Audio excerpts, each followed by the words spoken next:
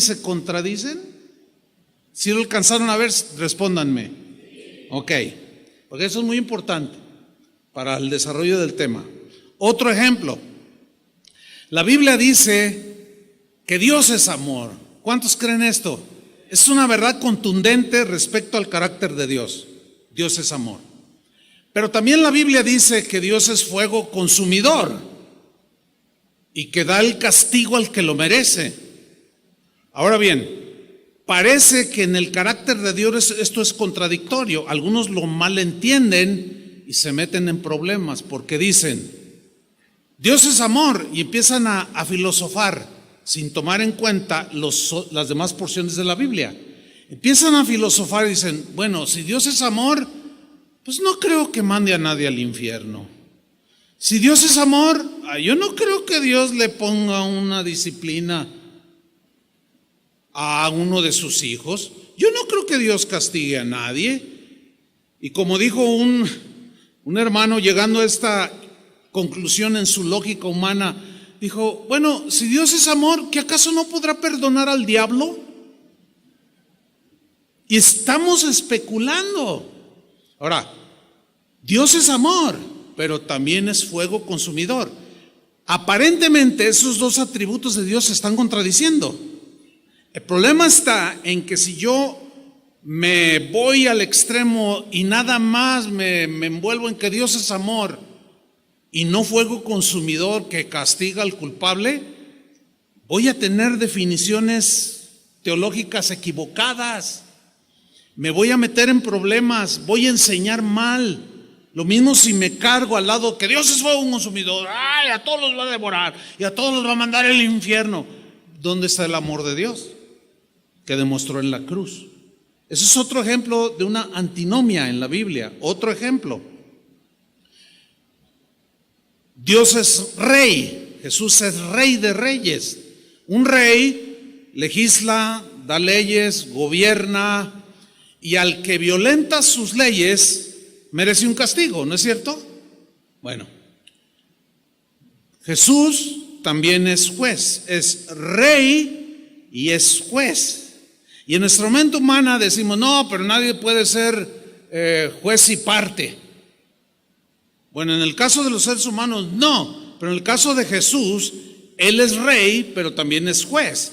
Él dio su palabra, la cual al ser violada, de pronto Él aparece como el juez. En el día del juicio, Él será el que juzgue las acciones de las personas. Él es juez. Entonces, ¿qué es pues? ¿Es amor o no? Porque al momento de hacer juicio dice no, ¿por qué? No, Dios no hace juicios. ¿Dónde dice que no? Al contrario, dice muchas veces que sí, envió Dios juicios a la tierra. El juicio de Sodoma y Gomorra, el diluvio, entonces fueron juicios. Dios juzgó a los seres humanos. Entonces no es amor, no entiendo. Pues pídele al Señor que te dé ese equilibrio. Hace unos días murió un hermano muy querido dentro del ambiente cristiano musical. Un hermano, seguramente ustedes están enterados. Yo tuve algunas veces ocasión de platicar con él, me pedía consejos, etcétera. Y él le dio un cáncer en el páncreas. Y lo normal es que se ora por él, ¿no? Señor, es un milagro. Pero luego hicieron algunas reuniones donde algunos hermanos oraban con muy buena intención y desean cosas como, yo decreto tu sanidad. Una cantante dijo, yo decreto tu sanidad y no aceptamos un no de Dios, dijo. Yo cuando vi eso dije, ay, qué mala teología. Malísima. ¿De dónde? Fíjate, ¿a dónde la llevó? A decir, no vamos a aceptar que Dios diga que no lo sana. Ahora, ¿dónde está su apoyo bíblico? No la estoy juzgando, tampoco la estoy criticando. Les estoy ilustrando y mostrando a dónde nos puede llevar el no entender las antinomias en la Biblia. las verdades que aparentemente se contradicen, pero que están allí, tenemos que lidiar con ellas. Sí es cierto que Dios sana, ¿sí o no? Pero de algo nos tenemos que morir.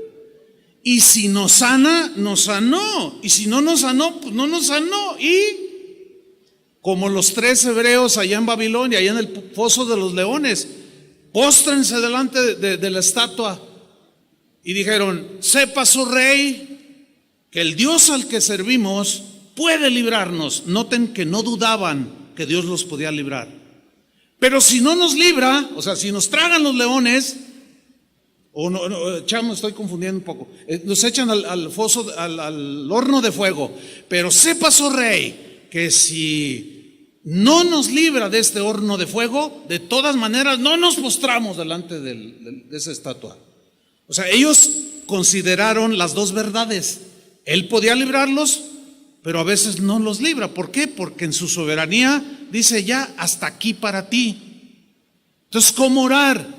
Se ora por sanidad. Y si no se ve que no pasa nada, se sigue confiando. Pero llega un momento, o sea, la fe nunca debemos de perderla, pero llega un momento en que la otra verdad nos equilibra. Señor, hágase tu voluntad. Tú lo puedes sanar, pero si no lo sanas, pues estará mejor con nosotros, etcétera, etcétera. Eso es saber aplicar las aparentes contradicciones que tiene la Biblia. Noten pues que si no somos aplicados en trazar la palabra de Dios, nos llevan a lugares equivocados y hacemos afirmaciones equivocadas. Los cristianos, pues, no estamos exentos de caer en extremos dañinos que afectan nuestra vida cristiana. Dentro del cristianismo se empezó a dar mucho estas desviaciones que en el lenguaje teológico se le denominó antinomianismo, o sea, un extremo. ¿Qué es el antinomianismo? El antinomianismo es el rechazo a la ley moral de Moisés. La ley moral de Moisés, la ley se comprendía de la ley ceremonial y la ley moral de Dios. La ley ceremonial eran todos los rituales que se debían hacer, todas las fiestas que debían de realizar, apuntando hacia la venida de Jesucristo. Venido Jesucristo, la ley ceremonial quedó abrogada, porque ya la realidad que es Cristo anuló la ley ceremonial, pero la ley moral siguió vigente. Y aquí es donde algunos cristianos se confunden, trazan mal la palabra de Dios, se van desviando y terminan en errores trágicos. Definen mal la palabra de Dios y esto afecta sus vidas cristianas.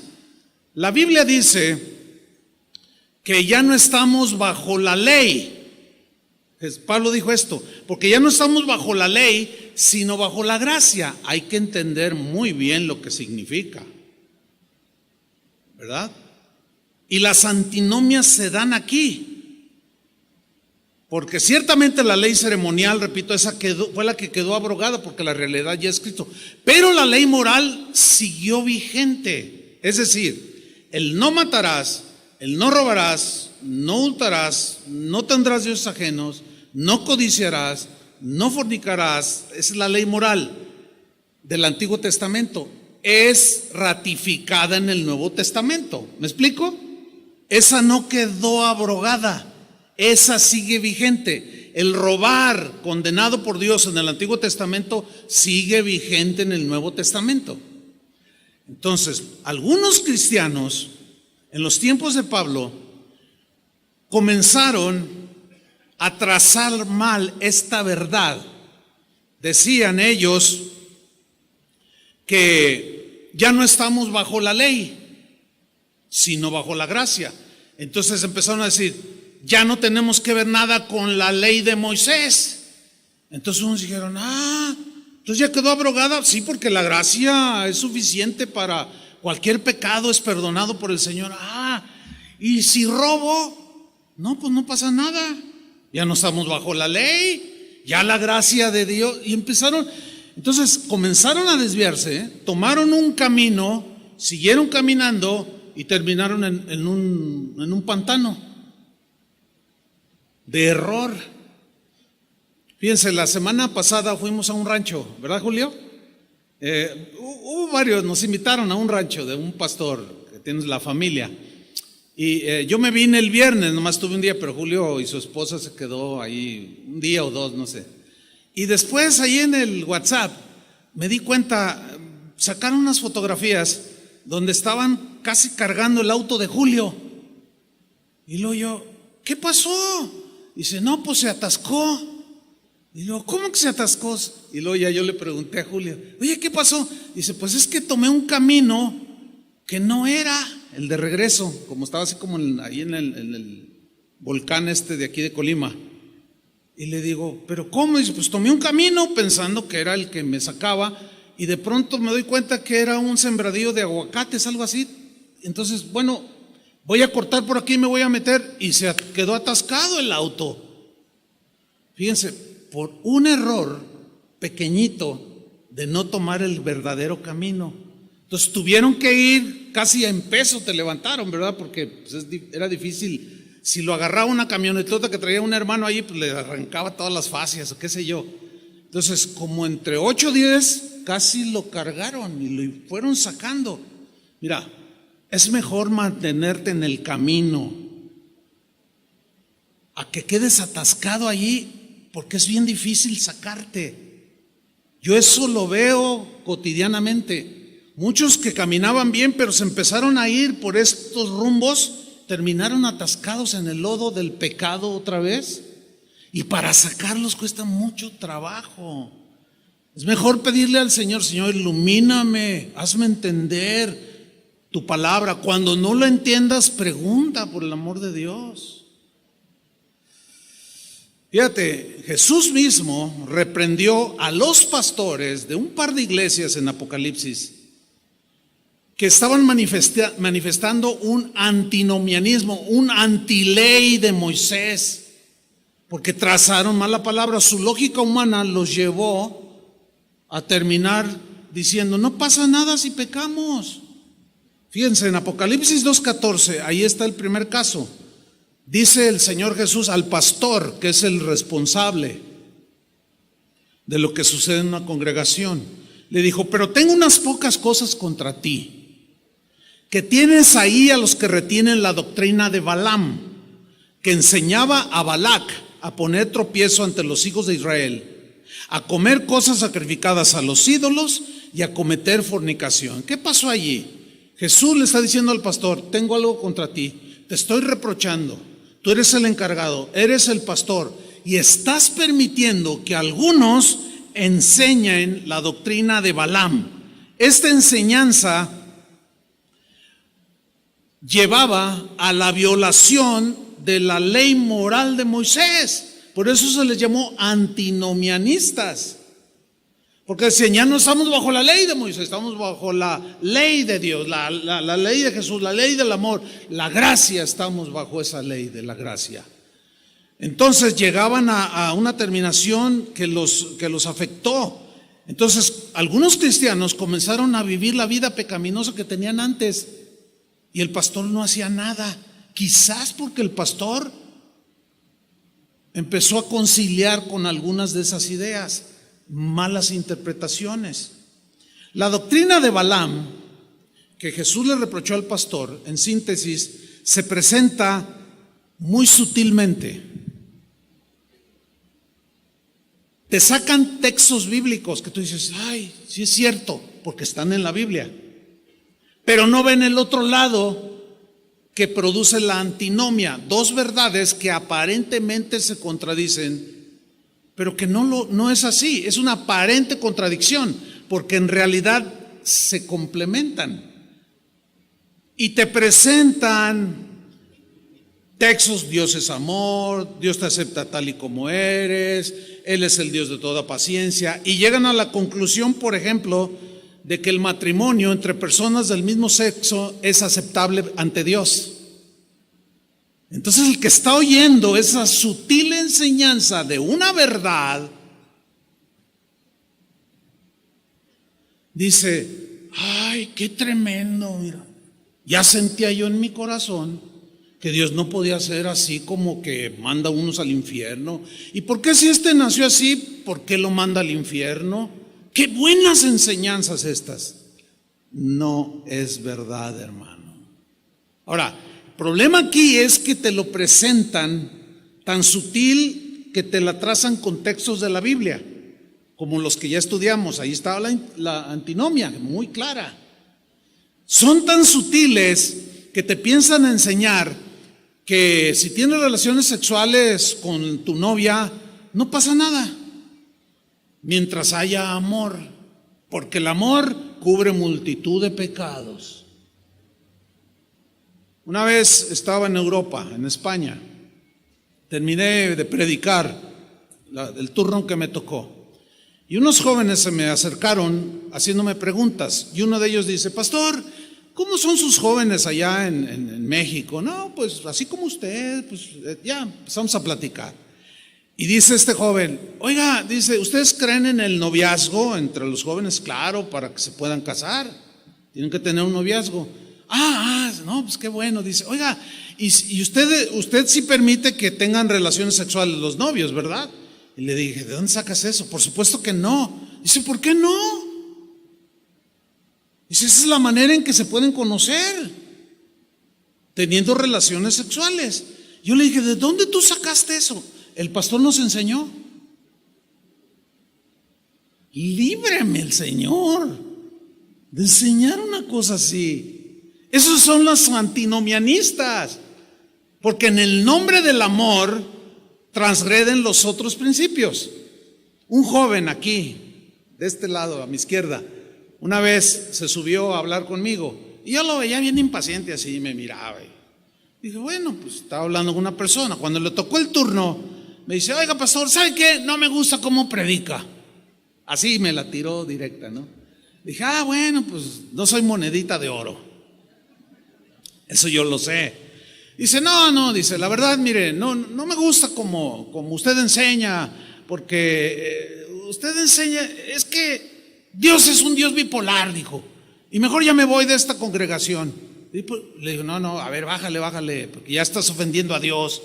¿Cómo que Dios está bipolar?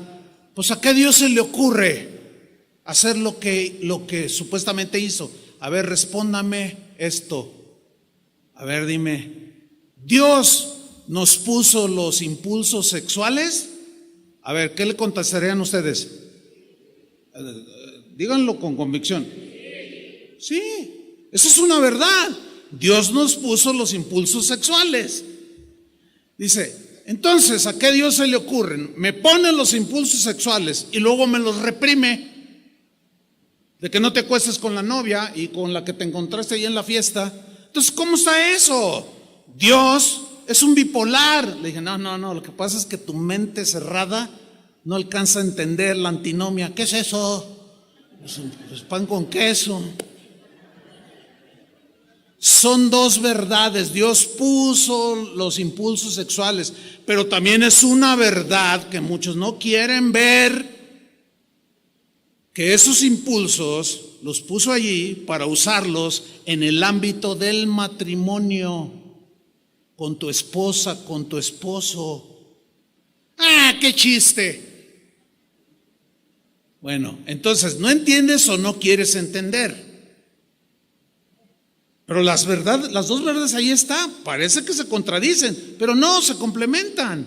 Dios, honrosos sean todos el matrimonio y el lecho sin mancilla, pero los adúlteros y a los fornicarios, Dios los juzgará. No, pero ¿cómo? Si él me pone los impulsos y luego yo los ejercito y luego me manda al infierno. No entiendo.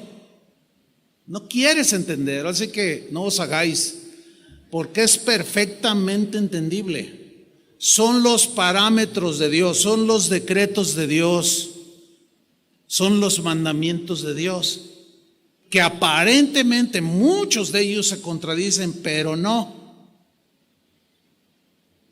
Y ahí se va uno, que al rico le puede robar, que porque pues, él tiene más que tú, y si le quitas un poquito ni cuenta se da, que al cabo Dios ve mi corazón, y un montón de rollos.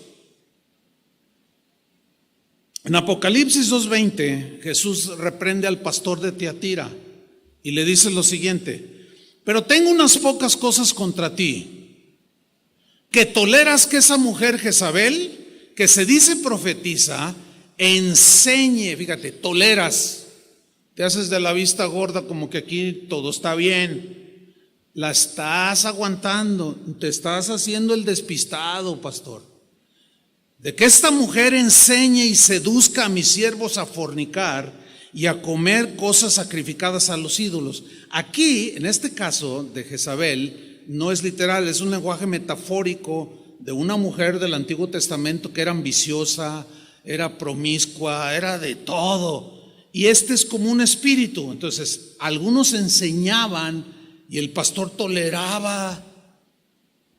Ahora sí, como el de España que me dijo: no, pues el pastor nos enseñó que no hay ningún problema, que mientras nos amemos y somos novios, pues podemos tener relaciones sexuales, y que si no nos casamos, pues no importa. ¿Te imaginas? Ahora, entrando en materia, uno de los engaños más sutiles que Satanás está usando en la actualidad para hacernos volver a la vida miserable de pecado de donde te sacó el Señor es una distorsión del verdadero concepto bíblico de lo que es la gracia de Dios. Y en el nombre de la gracia de Dios, bajo el pretexto de que la gracia de Dios está por sobre cualquier pecado que se cometa, que es verdad. No hay pecado que el hombre cometa que no pueda ser perdonado por gracia. Esa es una verdad. Pero también hay otra verdad, que sin santidad nadie verá al Señor. Entonces, ¿está o no la gracia encima de todo pecado? Sí, pero también sin santidad nadie verá al Señor. Lo cual nos lleva a una conclusión. No puedo escudarme que la gracia de Dios está sobre cualquier pecado para andar pecando hasta con las orejas. ¿Qué es lo que muchos, desde los tiempos del apóstol Pablo hasta en la actualidad, se está dando, hermano? Este es un peligro que siempre ha existido. Pero vamos a definir lo que es la gracia. La gracia es el favor inmerecido que Dios nos dio para darnos la salvación, para librarnos de la condenación del infierno, ofreciendo a su Hijo Jesucristo, quien al morir por nuestros pecados, todo aquel que en Él cree no se pierde, sino tiene vida eterna. Es salvo de la condenación del infierno. Y es un regalo, es una gracia. En Efesios 2:8, en la versión Palabra de Dios para Todos, hay muchos textos, pero voy a leer sobre cómo fue que fuimos salvados, porque en esta traducción es muy entendible. Dice Efesios 2:8 en la versión Palabra de Dios para Todos: ustedes fueron salvos. ¿Cuántos son salvos ya? Ok. Gracias a la generosidad de Dios, porque tuvieron fe, porque creyeron en lo que Jesús hizo en el Calvario por ustedes. Por eso fueron salvos. Y luego, de una manera muy clara dice: no se salvaron a sí mismos. En la versión Reina Valera dice: no fue por obras que ustedes hayan hecho. No se salvaron a ustedes mismos. Su salvación fue un regalo de Dios. ¿Qué fue la salvación? Es un regalo que no merecemos. Ese es el significado de la gracia. Ahora bien, el concepto de la gracia distorsionada comenzó desde el primer siglo, por diferentes razones: por inconstancia, por ignorancia de las Escrituras, o por la carnalidad, o algunos para escudarse y poner pretextos para seguir en la vida de pecado hay varias razones por las cuales aparece. ¿Qué sucedió? Mire, sucedió lo siguiente. Algunos cristianos del tiempo de Pablo, que habían escuchado ya la enseñanza de la gracia de Dios, habían sido arrastrados hacia la vida pecaminosa de la que el Señor los había sacado por conceptos equivocados de la gracia. Porque al no contemplar la antinomia, se fueron en un solo lado. Erróneamente pensaron o llegaron a la conclusión, se fueron desviando poco a poco, terminaron atascados en el fango, porque empezaron a pensar en su lógica humana, a ver. Cuando abundó el pecado, sobreabundó la gracia. Ay, eso significa que no hay pecado que cometamos que la gracia de Dios no pueda perdonar. Sí, eso es verdad, y es una verdad. Entonces llegaron en su lógica dijeron, entonces lo que yo haga pues no me afecta, ¿verdad? Porque pues ya está bajo la gracia de Dios, bajo la sangre de Cristo. Pues no afecta. Y llegaron a enlodarse una vez más. Estaban argumentando una verdad bíblica sobre la gracia, pero ignoraron otra verdad que habla que sin santidad nadie verá al Señor, que nuestro fruto es la santificación. Y eso dañó mucho la vida de los primeros cristianos. Vamos a Romanos 5:20. Pablo les explica lo que ellos habían oído en el mensaje, pero ahora por medio de una carta, y les explica lo mal que entendieron. Dice en Romanos 5:20, pero la ley, dice Pablo, o sea, de Moisés. Y aquí se refiere a la ley moral. ¿Por qué? Síganme con mucha atención. Pero la ley se introdujo para que el pecado abundase, mas cuando el pecado abundó, sobreabundó la gracia.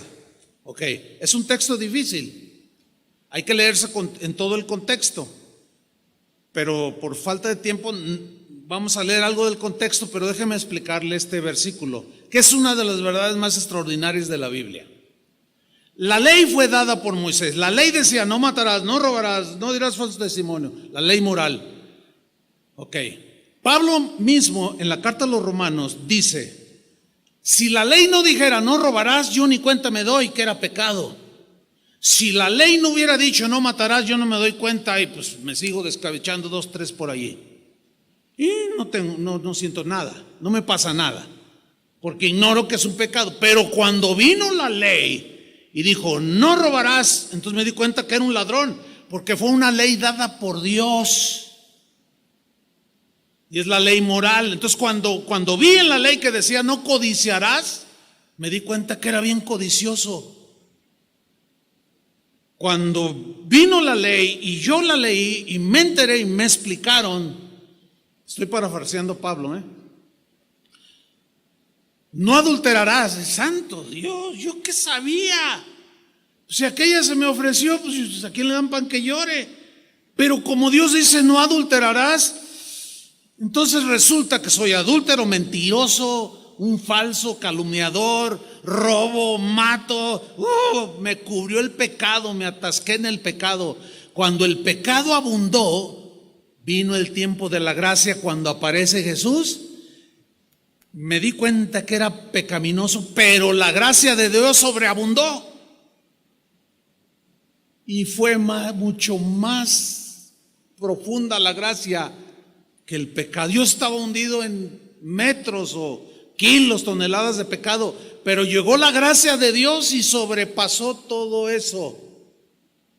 Esa es una verdad impresionante, hermano, en la Biblia. ¿Qué había sucedido? Entendieron mal. Dijeron, pues entonces, fuera con la ley de Moisés. Pues si ya la ley ya quedó abrogada, y no pasa nada. Entonces no faltaba quien llegara, oiga, pues fíjese que pues, robé esta fe ahí en el trabajo. No, hermano, no se preocupe, la gracia de Dios está por encima. Oiga, y no me tengo que repetir. No, ni te arrepientas, ya todo está pagado.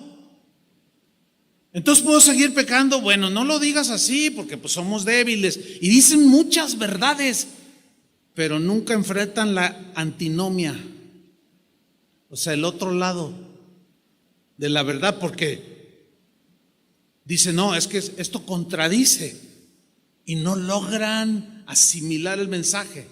Algunas expresiones que identifican a estas personas en la actualidad que siguen la doctrina de Balaam y de Jezabel son expresiones como estas. Escuchen, dicen: somos libres para hacer lo que queramos. Porque tú dices, no, ¿cómo que eres libre para hacer lo que quieras? Sí, porque ya no estamos bajo la ley de Moisés, estamos bajo la gracia, dicen. Y tú dices, oye, pero eso no, claro que sí. Mira, Dios es Dios de toda gracia. Yo les pregunto, ¿es verdad eso? Sí. Y no importa lo que hagamos, dicen. Pregunto yo, ¿importa lo que hacemos? Claro, pero ellos dicen que no. Y si tú eres seducido por alguno antinomianista que piensa así y escucha su enseñanza, ay, hermano, eso es lo peligroso, porque te sacan las verdades bíblicas, pero nunca te dan la antinomia, o sea, la antítesis, o qué dice al respecto el otro lado. No te lo dicen, y ahí es donde está el peligro. Ahí es donde muchos han terminado muy mal, porque se escudan en un falso concepto de la gracia para seguir pecando. No, porque no estamos bajo la ley, sino bajo la gracia.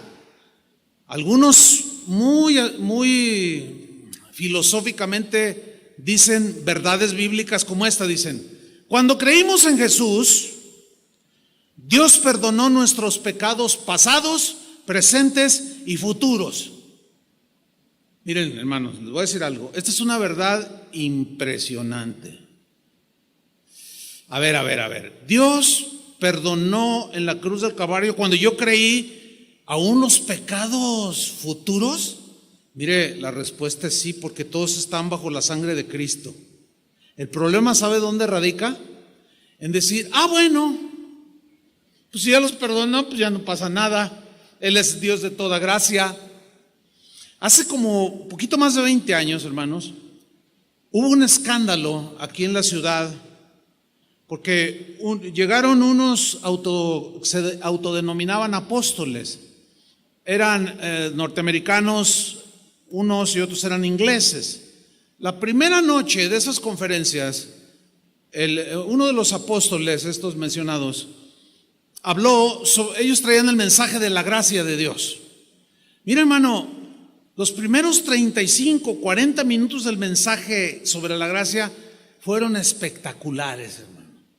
O sea, todos los oyentes, wow, todos estaban, algunos hasta llorando. ¿Qué amor de Dios? ¿Cómo? Sin merecerlo, nos perdonó. No. Dio el concepto bíblico de la gracia. Pero de pronto, hermanos, en el mensaje dice: hermanos, miren, la gracia de Dios es tan profunda, más profunda que el universo, y no hay nada que no alcance la gracia de Dios. Cualquier pecado que tú cometas queda perdonado por la gracia de Dios. Es más, dijo, yo puedo salir de aquí después de predicar, y estaba bien informado, porque dijo: irme con las prostitutas, meterme con 2 o 3 prostitutas de esas de San Juan de Dios, y no me pasa nada. Y algunos reaccionaron así, pero otros, ¿por qué?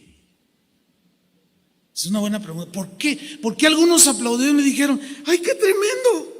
Y volvió a ratificar el supuesto apóstol. Sí, así como lo oyen. Claro, en ese tiempo la mayoría de los pastores en Guadalajara pues se predicaba el evangelio en términos generales limpio, sano. La mayoría respingamos, no aceptamos esa aseveración, no aceptamos esa desviación. Otro dijo, no, tú puedes tomar lo que quieras, te puedes emborrachar, incluso ya todo está perdonado. Entonces los que fueron sacados del alcoholismo, al oír eso, volvieron al alcoholismo. Después de esa conferencia, una hermana que yo conocía, me la encontré ahí en el centro de la ciudad y le dije, hola, ¿cómo estás? Dice, empieza a llorar, pastor, mi esposo otra vez está en el alcoholismo por culpa de esos hijos del diablo, dijo, con sus enseñanzas del demonio. Le dije, pero tu pastor, ¿qué hizo tu pastor? ¿No les dijo tu pastor? Pues no, dice que son hombres de Dios y que qué tremendas enseñanzas. Ahí hay algo ya sospechoso.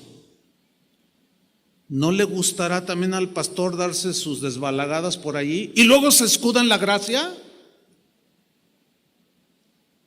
Fíjense hasta dónde se llega, hermanos. Te voy a decir algo, escúchalo con atención. Cuando te encuentres, porque si no es que ya se encontraron con alguien que tiene estas cosas, vamos a llamarle cristiano entre comillas, te vas a encontrar tarde o temprano con alguno que te va a querer incitar. Cuando tú te encuentres con algún cristiano que trate de incitarte a hacer todo aquello de lo que Jesús te rescató, que te empieza a insinuar que no pasa nada, que puedes volver a hacer esto, que la gracia de Dios es suficiente, que bla, bla, bla, te voy a decir lo siguiente, es contundente. Tienes enfrente de ti mismo a Satanás. A un emisario mensajero de Satanás tratando de seducirte. Ahora bien, ¿por qué algunos aceptan estas enseñanzas? ¿Y por qué otros no les gustan como esta enseñanza? Yo puedo entender que aquí, inclusive en este auditorio, puede haber gente que se está gozando de escuchar esto. Dicen, ay, esto me está fortaleciendo, me está alimentando. Es como si te estuvieras comiendo un filete. Así disfrute. Quiero más ensalada, quiero más esto. O sea, te estás dando una buena alimentada, un buen bistec. Pero otros lo tienen atorado aquí. No lo pueden tragar. No lo pueden, no, esto se me hace muy exagerado. Esto se me hace esto es muy legalista, esto es muy extremoso lo que está diciendo este pastor. Me voy a ir de la iglesia, pero voy a orar. Estoy pensando, más que voy a buscar, no, ni busques, yo te doy la dirección. Yo te la doy, aquí hay iglesias así, que tienen salón de fumadores, que te vas a tomar con el pastor, que dicen palabrotas, que tienen fiestas, se emborrachan. No pierdan el tiempo. Yo les doy se los estoy diciendo en serio, porque algunos yo puedo entender que no les gusta este elemento. No les gusta. Y escuchan a otros que traen otro Jesús, otro evangelio que te lleva de donde el verdadero Jesús te sacó, y los escucha y dicen, no, aquí sí hay libertad, dicen.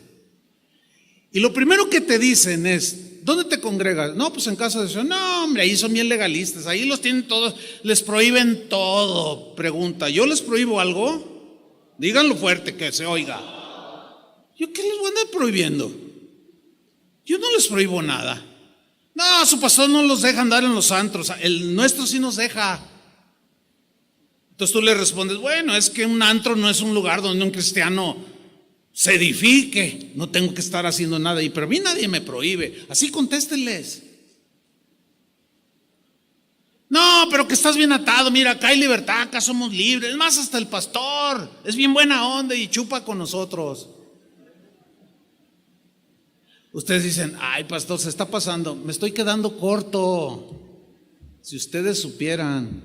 Pero de veras, si alguno está interesado en que diga, no, pues aquí no me gusta, no, yo le doy la dirección. Venga al final, las tengo listas aquí. Vas a poder hacer lo que hacías siempre allá. Pero confío en que la gran mayoría de ustedes quieren caminar con el Señor. ¿Cuántos dicen amén? Pero no es fácil. Hay un precio que pagar. Y es un conflicto de todos los días. Predicadores el día de hoy que tú ves en YouTube, por eso yo les digo siempre, tengan mucho cuidado lo que ven. Están predicando esta supergracia, yo le llamo gracia barata, hipergracia. Algunos han llegado a decir, pastores que en tiempos pasados enseñaban bien el camino de Dios, y ahora dicen, si un cristiano se suicida se va derechito al cielo. ¿Te puedes imaginar eso? Eso ya ha provocado un sinfín de suicidios de pastores y de gente que va a iglesias cristianas, porque los escucharon, sacaron verdades de la Biblia, pero nunca vieron la antinomia o la ignoraron. ¿Te imaginas? Tú estás deprimido porque te dejó tu esposa, porque el negocio quebró, estás todo mal, dices, ya no quiero vivir, pero necesito una palabra, y agarras tu celular y dices, voy a ver en YouTube, a ver, pum, le pones ahí y de repente escuchas una aseveración así. No, hermano, si un cristiano llega a la decisión de que se da un tiro, se va derechito al cielo, porque el Señor dijo, nada los arrebatará de mi mano. Y sí dijo eso. Pero entonces, ¿dónde está lo otro? Que los homicidas se van al infierno y un suicida es un homicida. Es que ya está cubierto bajo la sangre de Cristo. Si alguien mata a alguien, sí, si se arrepiente, pero un suicida se arrepiente.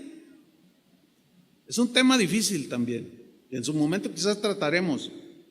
Entonces tú dices, no, pues en este mundo que está feo, mira nomás cómo estoy. No, pues ya me voy contigo, recíbeme con tus ángeles tocando el arpa, Señor. ¡Pah! No te engañes.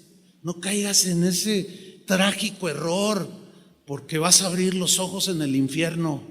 Yo sé que si esto que estoy diciendo lo oyen estos super apóstoles de la supergracia, van a decir, ay, es el legalista del Chuyo. No me importa.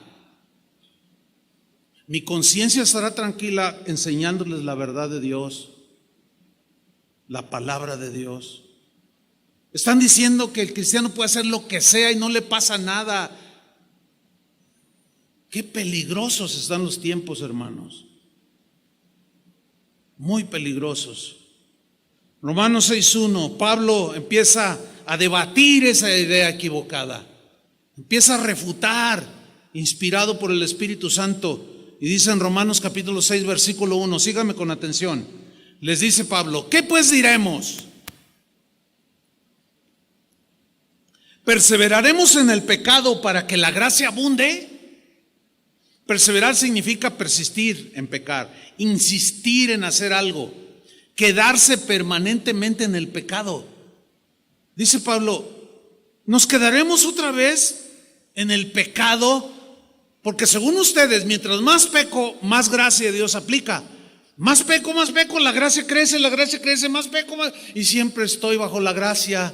No me digan, dice Pablo.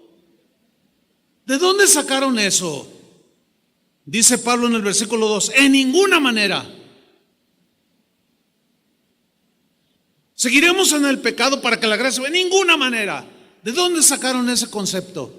¿Quién les enseñó eso? En ninguna manera, porque los que hemos muerto al pecado, ¿cómo viviremos aún en él?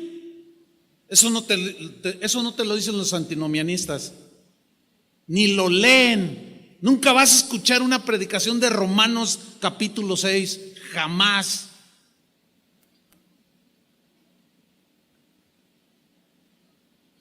A finales del siglo XIX existió un monje, es muy famoso, ruso, monje, fraile de la iglesia ortodoxa griega, que se dividió de la iglesia romana antes de la Reforma. Bueno, este monje ruso se llamó Grigori Yefimovich, más conocido como Rasputín. Si quieren saber más de este siniestro personaje que oraba por los enfermos, que hablaba del amor de Dios, pero se acostó con un montón de mujeres, hacía perversiones terribles, todo en nombre de la gracia.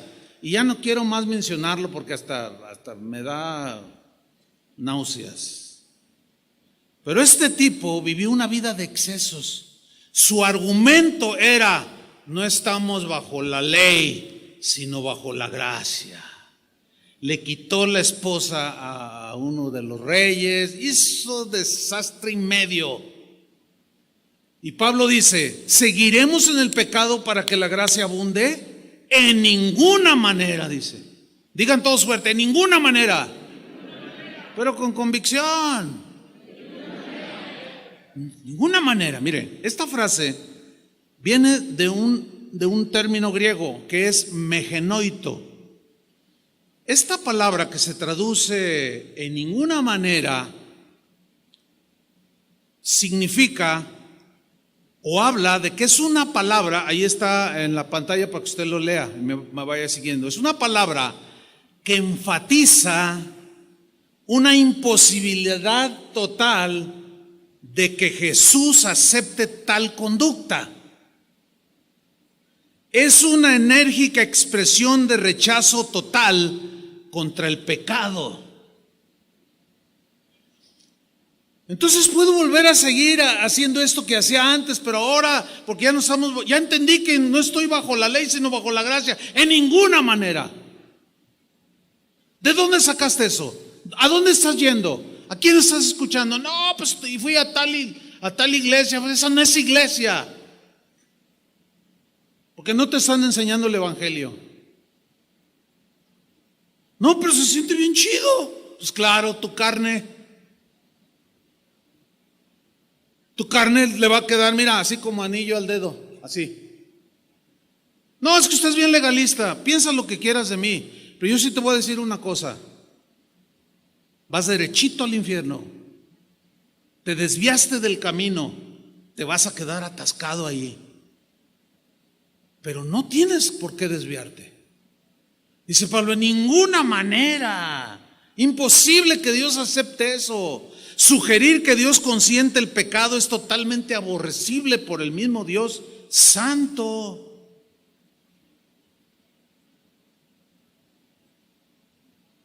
Por lo tanto, Pablo argumenta, y con un lenguaje muy contundente, de manera formal, precisa y puntual, rechaza totalmente ese concepto. Y nosotros también lo rechazamos. ¿Cuántos dicen amén? No creemos en eso. Creemos que Dios es amor, pero también es juez. Creemos que Dios es rey, pero también es juego consumidor.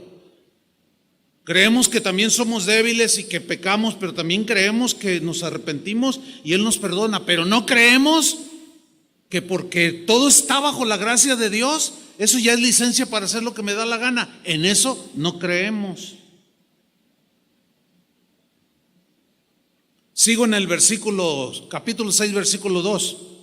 Pablo sigue argumentando: los que hemos muerto al pecado, ¿cómo viviremos a él? En ninguna manera, dice, porque los que hemos muerto al pecado, ¿cómo viviremos aún en él? Y Pablo rechaza esa gracia, esa distorsión de la gracia. Vamos a ver un caso en la Biblia para que vean cómo Pablo lo rechazó de manera contundente. Sucedió, para variar, en la iglesia de los Corintios. Eran muy distintivos ellos. ¿Qué pasó allí? resulta con que había un matrimonio y este hombre se había casado por segunda vez porque quedó viudo. Se casó, tenía su nueva esposa, pero este hombre tenía un hijo. Pues resulta que este hijo se metió con su madrastra. Le bajó a su papá la esposa, hágame usted el favor. Horrendo, ¿no? Grosero, feo. Vamos a la Biblia para que vean cómo lo trató Pablo. Primera de Corintios capítulo 5, versículo 1. Lo voy a leer en la versión en lenguaje sencillo porque es más explicado y es más entendible. Pablo trata esta distorsión de la gracia que ya había penetrado en las mentes de los corintios. Y les dice, ya todo el mundo sabe que uno de ustedes está viviendo con su madrastra, como si fuera su esposa. Y dice, muy mal. Muy mal. Pero los antinomianistas dicen, no juzguéis para que no. A ver, Pablo, el que esté limpio de pecado, que tire la primera piedra. ¿A poco tú no pecas, Pablo? Y dicen verdades, pero a la mitad no se completa la antinomia. Porque sí es cierto que pecamos. ¿Están conscientes de eso? Pero ya no vivimos en el pecado. En nuestra humana debilidad, de cuando eventualmente tropezamos, pero nos duele hacerlo, ¿sí o no? Ninguno de nosotros se goza cuando tropieza o comete un pecado, ¿verdad que no? Eso es el síntoma inequívoco de que el Espíritu Santo te ha redarguido y te está limpiando, porque sabe tu espíritu, tu corazón que ofendiste a Dios, pero no dices, pues me fui con una que no era mi esposa, que al cabo la gracia de Dios estaba por encima de todo. ¿Quién dice eso? ¿Saben quién lo dice? Solo los antinomianistas. Solo los que tuercen la gracia de Dios, que han sido engañados. Solo ellos reaccionan así. Y Pablo dice, muy mal hecho. Eso no lo hacen ni los no cristianos, dice. Y ustedes presumen de esto. Los está hablando fuerte. Presumen. Se justificaban. No, pero entonces ¿dónde queda la gracia, Pablo? La gracia de Dios está sobre todo, eso y más. Ay, no te escandalices, no seas tan legalista, Pablo. En ninguna manera, dijo.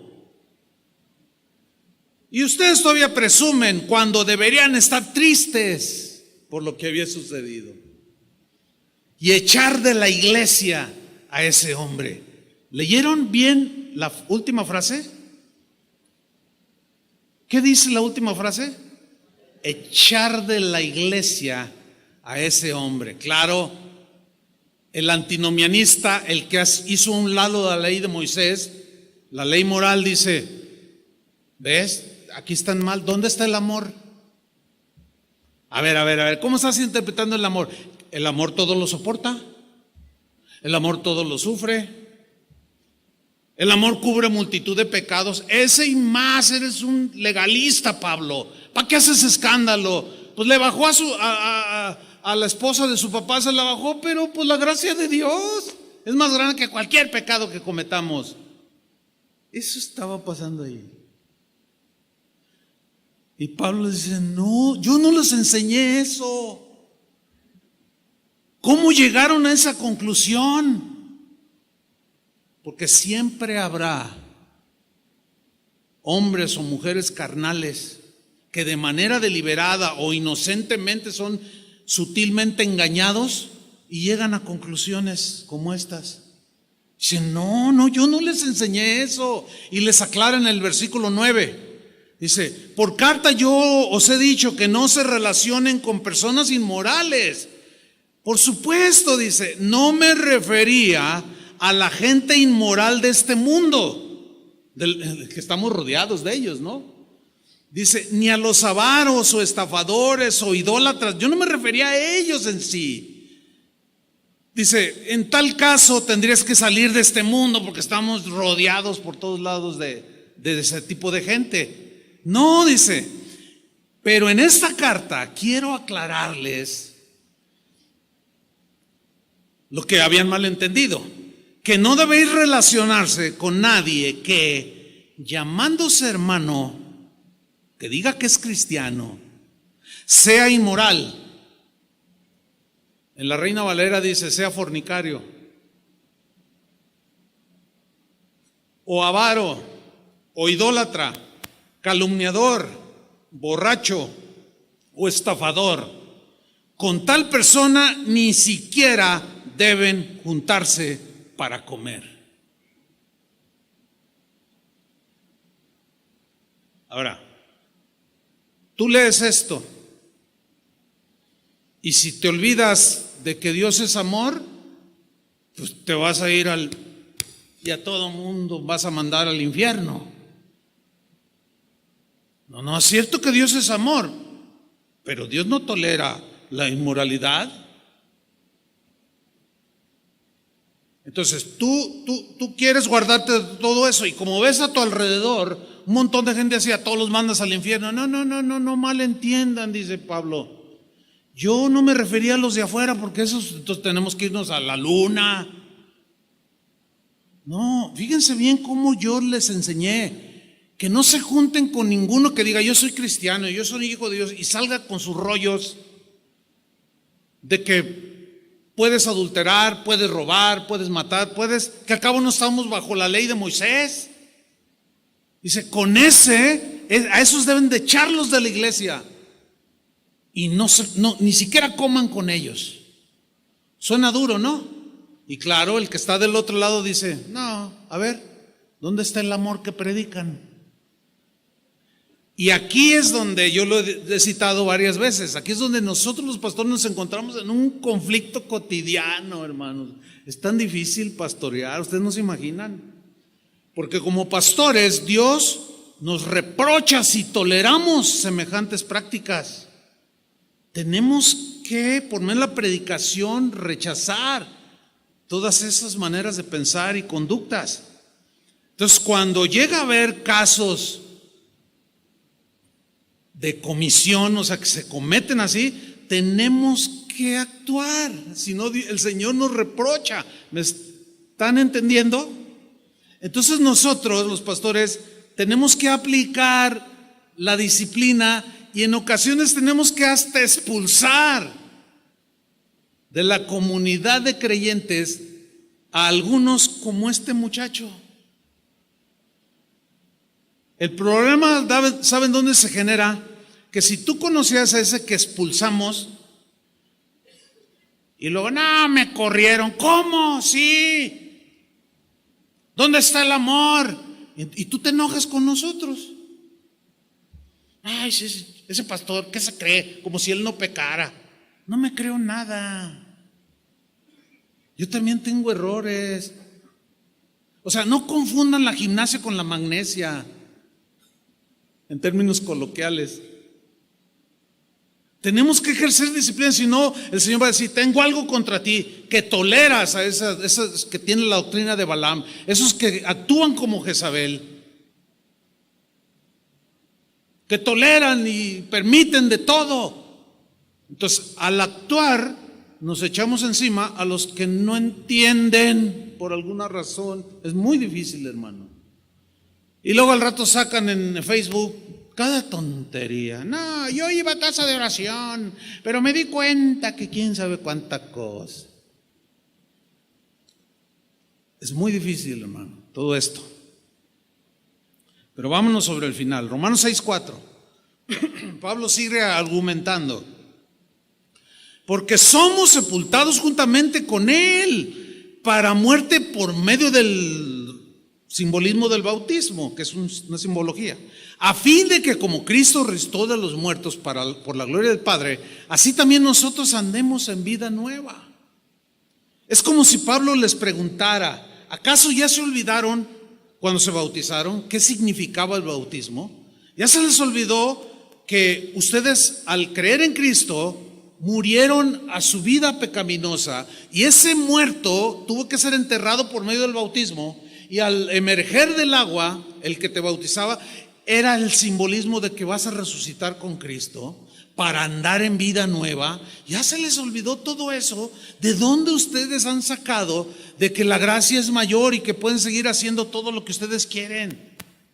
Mira, a los tesalonicenses que estaban siendo infiltrados por ese antinomianismo o antiley de Moisés, les escribió en la primera carta a Tesalónica, capítulo 4, versículo 3. Ahí aparece en la pantalla para irnos más rápido.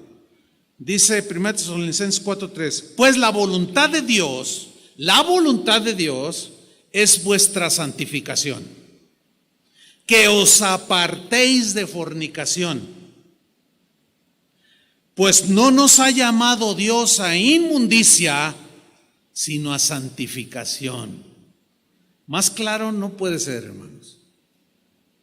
Si es cierto que la gracia puede perdonar cualquier pecado si nos arrepentimos, es verdad, pero no es licencia para pecar, porque la voluntad de Dios es que nos apartemos del pecado, y ese ya es nuestra responsabilidad. Vámonos rápido a Romanos capítulo 6, versículo 6, donde estamos. Voy a leer este texto en la versión Palabra de Dios para Todos. Es el mismo pasaje, pero en esta versión. Dice Pablo: Sabemos que nuestra vida de antes murió con Cristo en la cruz, para que fuera destruido lo que desea pecar dentro de nosotros, nuestro cuerpo con tendencia al pecado, y dejáramos de ser esclavos del pecado. Versículo 7: porque el que ha muerto al pecado ha sido justificado del pecado. O sea, ya arreglamos cuentas con Dios. ¿Se acuerdan aquella enseñanza de ya vosotros estáis limpios por la palabra? Pero cuando nos ensuciamos de las manos, de los pies. Versículo 11: así también vosotros, dice, consideraos muertos al pecado. Esta palabra consideraos es una afirmación de una verdad, es tener por cierto como de parte de Dios esta verdad de que estamos muertos al pecado. No es una afirmación psicológica ni intelectual, mucho menos emocional. Es una verdad que Dios ha dicho, que estamos muertos al pecado, que Él nos rescató de la esclavitud del pecado. Y termina el versículo: pero estamos vivos para Dios en Cristo Jesús, Señor nuestro.